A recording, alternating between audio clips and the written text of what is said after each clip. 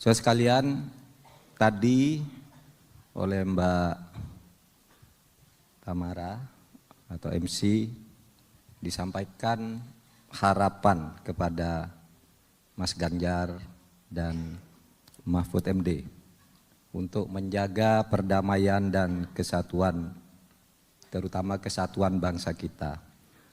Saudara, izinkan saya mulai dari atau merefleksi dari pengalaman pribadi saya dulu, bahwa ajaran tentang kesatuan bangsa itu merupakan perjuangan yang saya lakukan sejak ikut dalam gerakan-gerakan mahasiswa.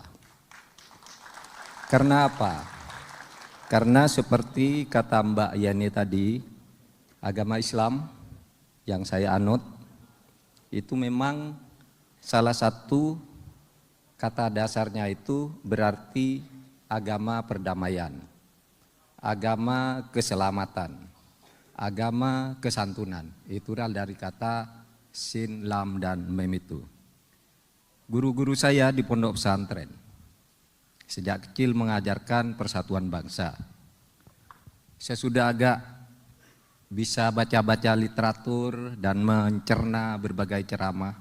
Saya sering mengikuti pandangan-pandangan Gus Dur, Syafi'i Ma'arif, Nurholis Majid, dan sebagainya, yang tidak lain adalah tokoh-tokoh yang terkemuka dalam Islam, dan mereka ini jelas mengajarkan atau mengajak kita melakukan persatuan bangsa. Dari merekalah saya mendengar istilah keislaman dan keindonesiaan. Kata mereka, keislaman dan keindonesiaan itu harus menyatu. Bukan berarti Islam lalu mau menjadi mendominasi terhadap Indonesia, bukan. Harus menyatu.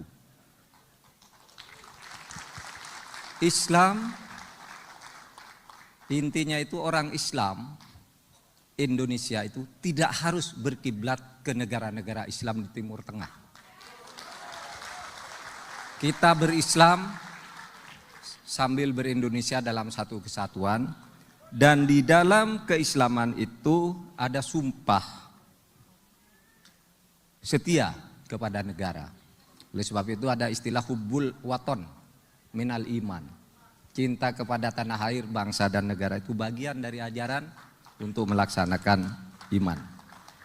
Jadi di situ diajarkan inklusivisme, di mana di dalam Indonesia yang bersatu ini hidup sebuah bangsa yang terdiri dari berbagai pemeluk agama, berbagai suku, berbagai daerah, ras dan sebagainya, itu yang menyatu secara inklusif. Nah, kunci dari kebersatuan ini adalah toleransi. Agama saya, agama kita semuanya, agama apapun pasti mengajarkan toleransi. Tetapi bagi saya sudah berguru kepada Gus Dur, Pak Syafi'i Ma'arif, Cak Nur, dan sebagainya, keislaman dan keindonesiaan itu bukan hanya melahirkan toleransi, melainkan lebih dari itu adalah akseptasi. Kalau toleransi mungkin ya sudah, kamu mau begitu silahkan, ini saya biarkan. Tapi kalau akseptasi, kita saling menerima dan bersatu untuk mencapai tujuan bersama.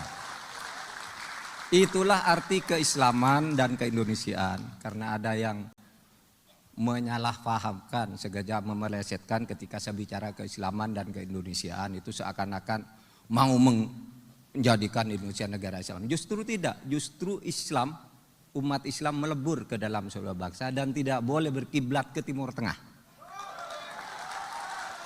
Ini adalah Indonesia, ini adalah negara kita. Saudara sekalian, saya punya catatan-catatan kenangan sedikit untuk mengakhiri sambutan ini. Jauh sebelum saya menjadi Menko Polhukam, saya punya sahabat-sahabat yang lama, termasuk Uskup Romus Suharyo, kemudian Pendeta Gomar Gultom, Kardinal Darmo Atmaja, SAI Nababan, Jeki Manuputi, itu semua adalah sahabat-sahabat saya yang sejak jauh sebelum saya jadi Menko Polhukam menjadi teman berdiskusi tokoh-tokoh gereja ini. Bahkan saya punya sahabat dekat di Jogja, seorang pendeta namanya Humphrey.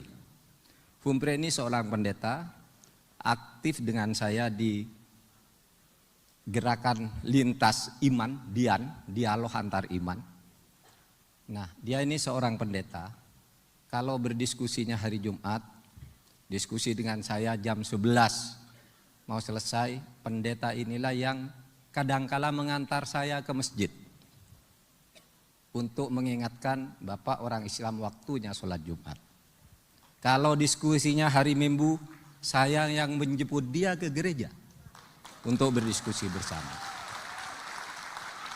Yang dari Jogja pasti tahu cerita di awal tahun 2000-an ini, karena saya sangat dekat dengan beliau dan tidak lama, sudah itu kira-kira 2004 begitu beliau dikabarkan wafat.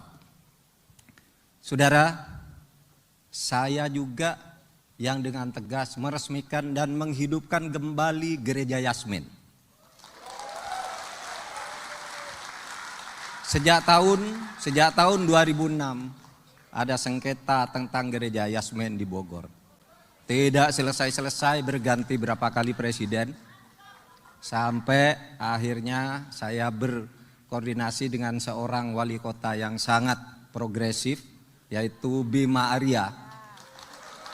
Saya undang ke kantor saya berkali-kali, saya berkunjung, ketemu dia juga berkali-kali. Saya katakan segera resmikan kembali Gereja Yasmin.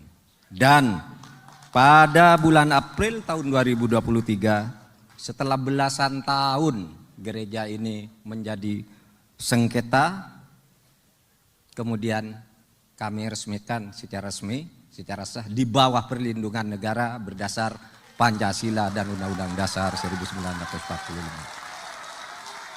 Semua itu saya dedikasikan dan harus kita dedikasikan demi persatuan dan kesatuan bangsa kita Indonesia. Sekian, Assalamualaikum warahmatullahi wabarakatuh. Shalom.